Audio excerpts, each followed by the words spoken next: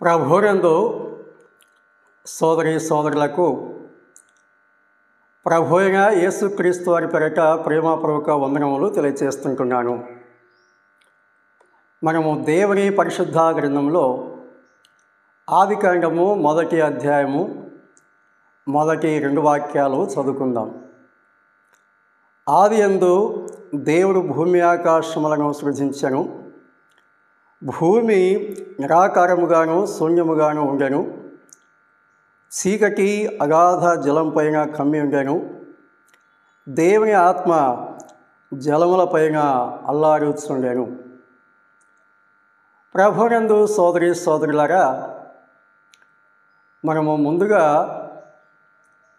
ఈ సృష్టి పతనము కావడానికి కొన్ని కారణాలు గమనిస్తూ వచ్చాం. ఆదాము పాపం చేసినప్పుడు దేవుడు భూమిని శపించాడు. అలాగే ఆదికాండం 6వ అధ్యాయంలో ఆనాటి ప్రజలు దేవునికి విరోధముగా పాపం చేసినప్పుడు జలప్రలయం రప్పించారు అనే సంగతి మనం చూసాం. సొదొమ గొమొర్రా పట్టణ ప్రజలు దేవునికి విరోధముగా పాపం చేసినప్పుడు ఆ పట్టణముల మీదకి అగ్ని గంధకములు కురిపించి నశింపచేసినట్లుగా దేవుని యొక్క వాక్యములో మనం చూస్తున్నాం. అలాగే ప్రస్తుత ప్రపంచం దేవుని యొక్క కోపాగ్ని చేత అగ్ని గంధకముల కోసం నిలవచ్చబడి ఉన్నది అనే సంగతి కూడా దేవుని యొక్క వాక్యంలో మనం చూస్తున్నాం. ఒకవైపున చరిత్ర, అలాగే దేవుని యొక్క వాక్యం మనం ఆలోచన చేసినప్పుడు ఏ కాలంలో అయినా ఒక ఉన్నత స్థితి నుండి పతన స్థితి చేరుకోవడానికి పాపమే కారణము అనే సంగతి దేవుని యొక్క వాక్యము ద్వారా దేవుడు తెలియపరుస్తున్నాడు. వ్యక్తిగత జీవితంలో పతనానికి చేరిన, లేక ఒక కుటుంబము పతనమైపోయినా, ఒక దేశము, ఒక రాజ్యము, ఒక సమాజము పతనమైపోయినా వాటికి మూల కారణము వారు చేసిన పాపం, దేవునికి విరోధముగా చేసిన పాపములే వారి పతనానికి మూల కారణాలు అనే సంగతి దేవుని యొక్క గ్రంథంలో మాత్రమే కాకుండా చరిత్రలో కూడా మనము చదవచ్చు. అలాగైతే ఆదికాండము 1వ అధ్యాయము మొదటి భాగంలో దేవుడు తన కళా నైపుణ్యమును బట్టి, అపరిమితమైన జ్ఞానం బట్టి అత్యంత అద్భుతముగా చేసిన ఆ సృష్టి, మనోహరమైన సృష్టి, దేవుడే ఆనందించినటువంటి ఆ సృష్టి పతనం కావడానికి మూల కారణాలు ఏమిటి అనే సంగతులు దేవుని వాక్య ఆధారంగా మనము ధ్యానం చేద్దాం. దేవుడు అద్భుతముగా చేసిన ఆ సృష్టి అతి మనోహరముగా, రమ్యముగా, ప్రయోజనకరముగా, దేవుని యొక్క హృదయానికే ఆనందం కలిగించేట్టుగా చేయబడిన ఆ సృష్టి ఎందువలన పతనమైపోయింది అనే సంగతి మనం ఆలోచన చేసినప్పుడు దేవుడు తన వాక్యంలో చాలా తేటైన సత్యాలు వివరంగా మనకు తెలియజేస్తున్నాడు. ఆ మొదటి సృష్టి, అద్భుతమైన సృష్టి పతనం కావడానికి మూల కారణము పరలోకములో దేవుని చేత సృష్టింపబడి నియమింపబడినటువంటి ఒక దేవుని దూత, వాని పేరు లూసిఫర్ లేక తేజో నక్షత్రం అని పేరు గలవాడు, ఆ మొదటి సృష్టి యొక్క పతనానికి మూల కారణమయ్యాడు అని దేవుని యొక్క వాక్యము ద్వారా దేవుడు తెలియపరుస్తుంటున్నాడు. ఈ సంగతులు దేవుని వాక్య ఆధారంగా వరుస క్రమంలో మనం ధ్యానం చేద్దాం. అసలు ఈ లూసిఫర్ ఎవరు? వారి యొక్క నిర్మాణం ఏమిటి? వారి స్థానం ఏమిటి? వారి యొక్క స్థితిగతులు ఏమిటి? ఈ సంగతులు కూలంకషంగా వివరణాత్మకంగా దేవుని వాక్య ఆధారంగా మనము ధ్యానం చేయబోతున్నాం. ప్రభునందు సోదరి సోదరులారా, ఇక్కడ కొన్ని ప్రాముఖ్యమైనటువంటి విషయాలు గమనించాలి. ఈ లూసిఫర్ అనేవారు లేక ఈ లూసిఫరు అనేవారు సాతానుగా మారినటువంటి వీరు స్వయంభవుడు కాదు. సాతాను అనేవారు ఎట్టి పరిస్థితుల్లో స్వయంభవుడు కాదు. ఈ సత్యమును స్పష్టంగా పూర్తిగా ప్రతి వ్యక్తి కూడా గ్రహించాలి. కొంతమంది యొక్క అభిప్రాయాలు ఆలోచనలు ఎలాగున్నా దేవుని యొక్క వాక్యం ఏం చెప్తుంది అనేది మనకు ప్రాముఖ్యము, అదే మనకు ప్రామాణికం. మానవుల సొంత ఆలోచన కాదు, సొంత అభిప్రాయాలు కాదు. దేవుడే సంగతులు తెలియచేసినప్పుడు దేవుని యొక్క వాక్యానికి వేరుగా ఏ మనిషి యొక్క ఆలోచన చొప్పించడము అనేది ఏమాత్రము న్యాయసమ్మతం కాదు, వాక్య క్రమం కాదు. కాబట్టి దేవుని యొక్క వాక్యంలో ఉన్న విషయాలే వరుస క్రమంలో మనం ధ్యానం చేసినప్పుడు సాతాను ఎవరు, పాపం ఎలా ప్రవేశించింది, ఈ సృష్టి ఏ రీతిగా పతనమైపోయింది అనే సంగతులు మనం చాలా స్పష్టంగా గ్రహించడానికి వీలవుతుంది. కాబట్టి వరుస క్రమంలో ఈ సంగతులు మనము ధ్యానం చేద్దాం. ముందుగా మనము దేవుని యొక్క వాక్యములో కొన్ని విషయాలు చదువుకుందాం. యెహెజ్కేలు 28వ అధ్యాయం 11 నుండి నేను చదువుతున్నాను. మరియు యెహోవా వాక్కు నాకు ప్రత్యక్షమై ఇలాగూ సెలవిచ్చెను, నరపుత్రుడా, తూరు రాజును గురించి అంగలార్పు వచనమెత్తి ఇలాగూ ప్రకటింపుము. ప్రభు అయిన యెహోవా సెలవిచ్చినది ఏమనగా, పూర్ణ జ్ఞానమును సంపూర్ణ సౌందర్యమును గల కట్టడమునకు మాదిరివి. దేవుని తోటేగు ఏదెనిలో నీవుంటివి. మాణిక్యము, గోమేధికము, సూర్యకాంతమణి, రక్తవర్ణపు రాయి, సులిమాని రాయి, మరకతము, నీలము, పద్మరాగము, మాణిక్యము అను అమూల్య రత్నములతోనూ బంగారముతోనూ నీవు అలంకరింపబడి ఉన్నావు. నీవు నియమింపబడిన దినమున పిల్లన గురువులు వాయించువారును నీకు సిద్ధమయ్యరి. అభిషేకమునందున కెరూబువై ఒక ఆశ్రయముగా ఉంటివి. అందుకే నేను నిన్ను నియమించుతుని. దేవునికి ప్రతిష్ఠింపబడిన పర్వతం మీద నీవుంటివి. కాలుచున్న రాళ్ల మధ్యను నీవు సంచరించుచుంటివి. నీవు నియమింపబడిన దినము మొదలుకొని పాపము నీయందు కనబడు వరకు ప్రవర్తన విషయంలో నీవు యథార్థవంతుడుగా ఉంటివి. అయితే నీకు కలిగిన విస్తారమైన వర్తకం చేత లోపల నీవు అన్యాయం పెంచుకొని పాపము చేయుచు వచ్చితివి. గనుక దేవుని పర్వతం మీద నీ ఉండకుండా నేను నిన్ను అపవిత్రపరచుతుని. ఆశ్రమగా ఉన్న కెరూబు కాలుచున్న రాళ్ల మధ్యను నీవు ఇకను సంచరింపవు. నిన్ను నాశనము చేస్తుని. నీ సౌందర్యము చూచుకొని నీవు గర్వించిన వారివై నీ తేజస్సు చూచుకొని నీ జ్ఞానమును చెరుపుకొంటివి.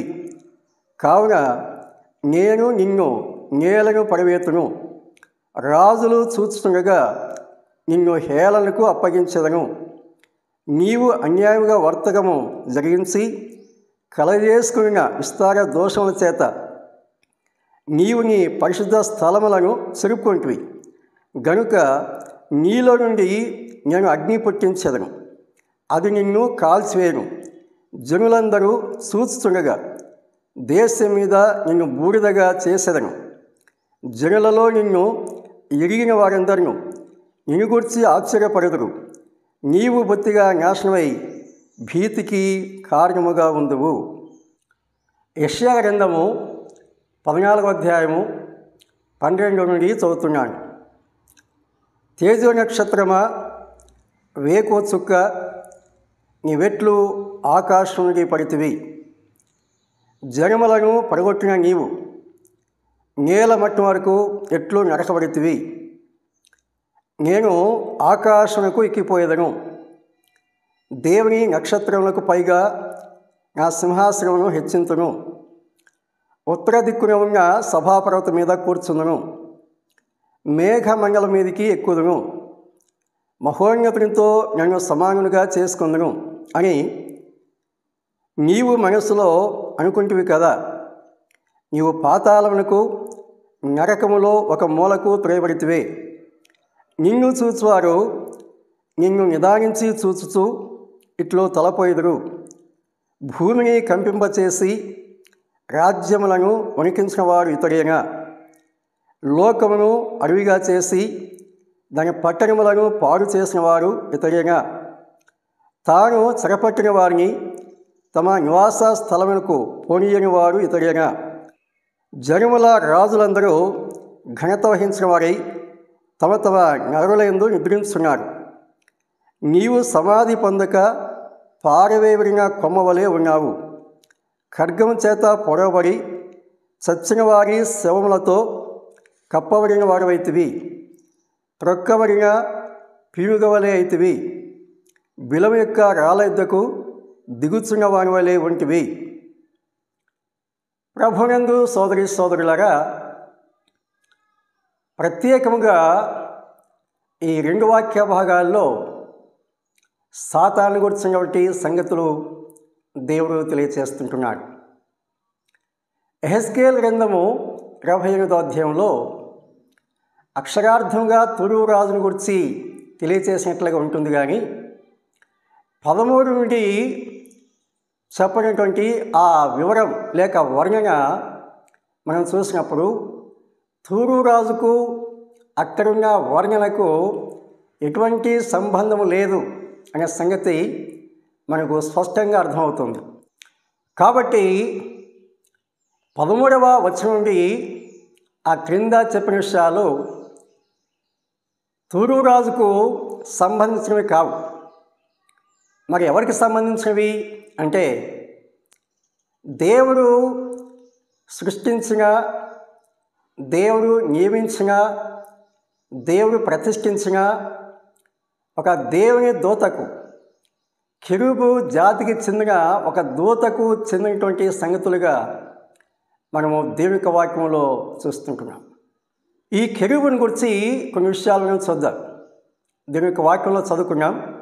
వాటినే ఒక వరుస క్రమంలో మనము ఆలోచన చేద్దాం. వీరి మొదటి పేరు ఏమిటంటే, మనం యెషయా గ్రంథము 14వ అధ్యాయము 12లో చదువుకున్నాం. తేజో నక్షత్రమ, వేకు చుక్క. తేజో నక్షత్రమ, వేకు చుక్క అనేది వీరి యొక్క పేరు, మొదటి పేరు. పరలోకములో దేవుడు వారికి పెట్టిన పేరు తేజో నక్షత్రం లేక వేకు చుక్క. ఇంగ్లీష్లో మార్నింగ్ స్టార్ అని ఉంటుంది, లేక లూసిఫర్ అని ఉంటుంది. లూసిఫర్ అనే పదము ఇంగ్లీష్ పదముగా మనం చూడవచ్చు. యెహెజ్కేలు గ్రంథము 28వ అధ్యాయము 14 అలాగే 16లో గమనిస్తే, ఈ దూత కెరూబు జాతికి చెందిన దూతగా మనం చూస్తాం. కెరూబు జాతికి చెందిన దూత. కెరూబులు అనగా బలవంతులు అని అర్థం. కెరూబులు అనగా బలవంతులు. దేవదూతల్లో కొన్ని గ్రూపుల వారు ఉన్నారు. అందులో ఒక గుంపు కెరూబుల గుంపుగా మనం చూస్తాం. ఈ కెరూబులను గురించి దేవుని యొక్క వాక్యములో అద్భుతమైనటువంటి సత్యాలు మనం చూస్తాం. కెరూబులు దేవుని కృపను సూచిస్తున్నవి. నిర్గమాకాండంలో ప్రత్యక్షపు గుడారములో మందసం మనం చూస్తాం. ఆ మందసం మీద 2 కెరూబులను దేవుడు ఏర్పాటు చేసినట్లుగా మనం చూస్తాం. ఈ కెరూబులు దేవుని కృపకు సంకేతము అనే సంగతులు దేవుని వాక్యంలో మనం చూస్తుంటున్నాం. దేవుడు కెరూబుల మధ్య నివసించేవారు అనే సంగతి కూడా దేవుని వాక్యంలో మనం చూస్తున్నాం.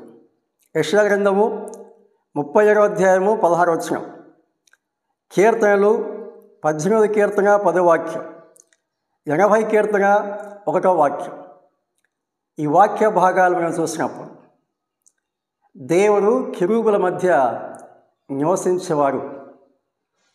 నిర్గమాకాండంలోనే ప్రభు చెప్పాడు 25వ అధ్యాయంలో, నేను వారి మధ్య నివసించినట్లు వారు నాకు ప్రత్యక్షపు గుడారము నిర్మించాలి.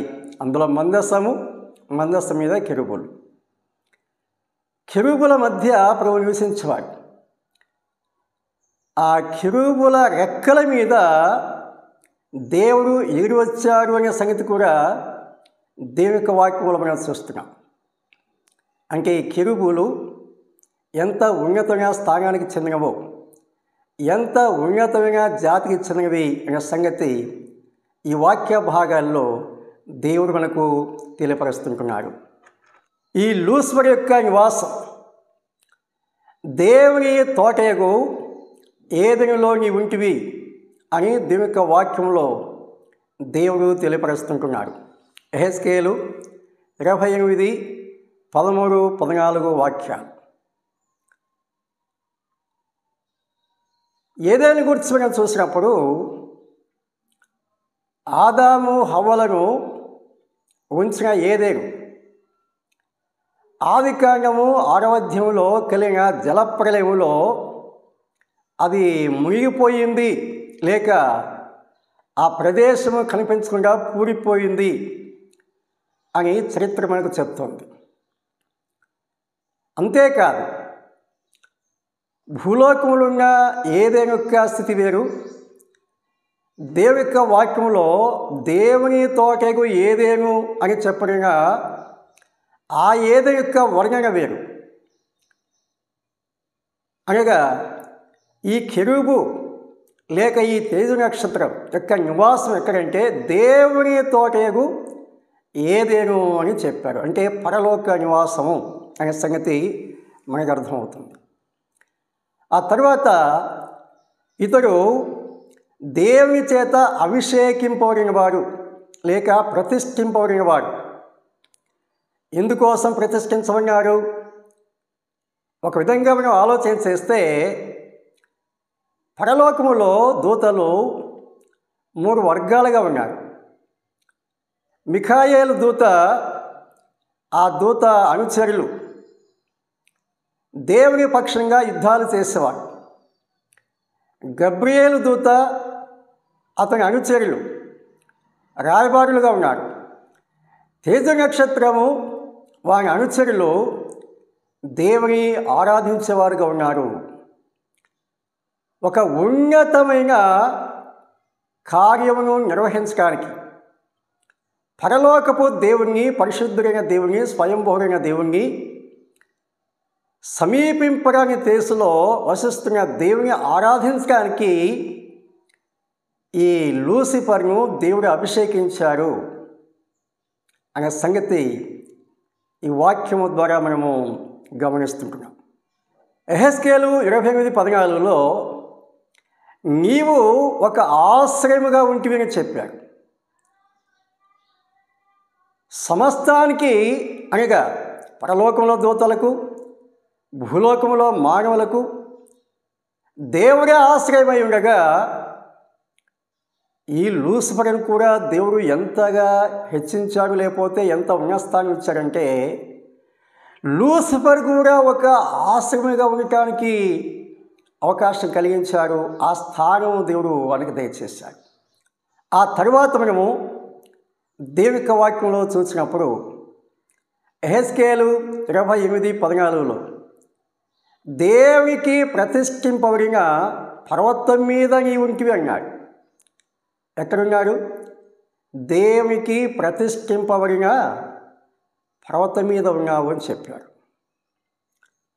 ఆ తరువాత మనం చూసినప్పుడు ఆ తరువాత 28:13 చూస్తే అమూల్యమైన రత్నముల చేత అలంకరింపబడిన వ్యక్తిగా మనం చూస్తాం.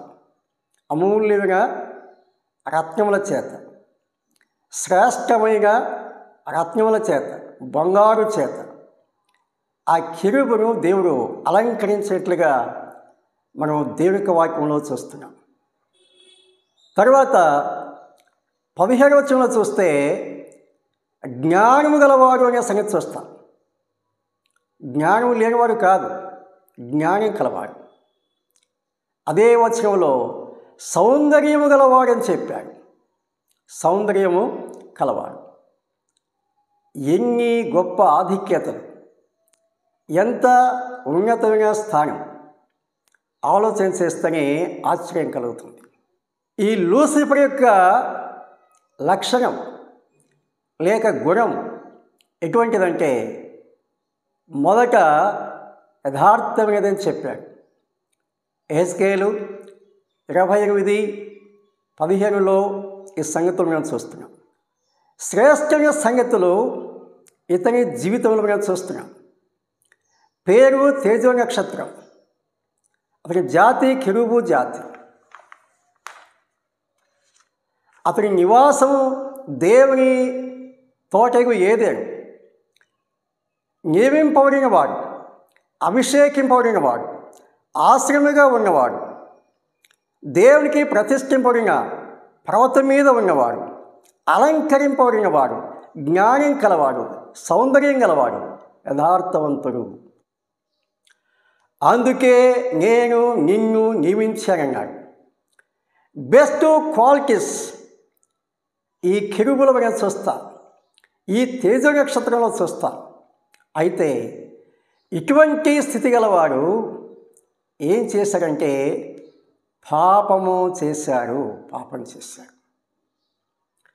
ఇక్కడ ఒక ముఖ్యమైన విషయాన్ని మనం గమనించాలి. దేవుడు కలగజేసిన కెరూబు అనగా లూసిఫర్ వేరు, ఆ లూసిఫర్లో ప్రవేశించిన పాపం వేరు. లూసిఫరు పాపము రెండు ఒకటి కాదు. దేవుడు కలగజేసిన లూసిఫర్ వేరు, ఆ లూసిఫర్లో ప్రవేశించిన పాపము వేరు. పాపము అనగా ఏమిటి? పాపము అనగా ఏమిటి? దేవుని యొక్క వాక్యంలో చదివే ప్రతి వారికి బాగా పరిచయం ఉన్నటువంటి వాక్యం యోహాను మొదటి పత్రిక 3వ అధ్యాయము 4వ వాక్యం. ఆజ్ఞాతిక్రమమే పాపము. ఆజ్ఞ అతిక్రమమే పాపం. పాపం యొక్క పుట్టుక, పాపం యొక్క పుట్టుక ఈ విషయంలో అనేక మంది అనేక రకాల అభిప్రాయాలు కలిగి ఉన్నారు. దేవుని యొక్క వాక్యము చాలా స్పష్టంగా తెలియజేస్తుంది. ప్రతి ప్రశ్నకు లేక ప్రతి సందేహాలకి ఖచ్చితమైన సమాధానం ఇవ్వగలిగినది కేవలము దేవుని యొక్క గ్రంథము. దేవుని యొక్క గ్రంథం మనము అర్థం చేసుకోలేక అయోమయానికి లోను కావాల్సిందే. కానీ ప్రతి విషయమును దేవుడు మన కోసము వ్రాయించాడు. ఇందులో ఏమీ సందేహం లేదు. యాకోబు పత్రిక 1వ అధ్యాయం 15వ వాక్యం. దురాశ గర్భము ధరించి పాపమును కనగా పాపము పరిపక్వమై మరణమును కనును. దురాశ గర్భమును ధరించి పాపమును కంటుంది. దేవుడు పాపమును సృష్టించలేదు. దేవుడు చీకటిని సృష్టించలేదు. అంత మాత్రమే కాదు, చీకటి స్వయంభవం కూడా కాదు. చీకటి స్వయంభవం కాదు. చీకటి స్వయంభవం కాదు, పాపము స్వయంభవం కాదు, సాతాను స్వయంభవం కాదు. దేవుని వాక్యం చెప్తుంది. దీని వాక్యం చెప్తుంది. ఈ సంగతులు అర్థమైతే ఆ తర్వాత విషయాలు సులభంగా అర్థం చేసుకోవడానికి వీలు కలుగుతుంది. చీకటిని దేవుడు చేయలేదు, లేక చీకటి తనంతట తాను ఉన్నది కూడా కాదు. ఆదికాండము 1వ అధ్యాయము 2వ వచనంలో చీకటి ఉన్నది అని అక్కడ చూస్తాం. అందుచేత అనేక మంది దేవుడు చీకటిని కలుగ చేయలేదు, దానంతటా అదే ఉన్నది అనే భావం కలిగి ఉన్నారు. అక్కడ అంశం అది కాదు. ఈ చీకటి ఎలా సంభవించింది? లూసిఫర్ అనేవారు పరలోకములో దేవుని మీద తిరుగుబాటు చేశారు. అక్కడే పాపము సంభవించింది.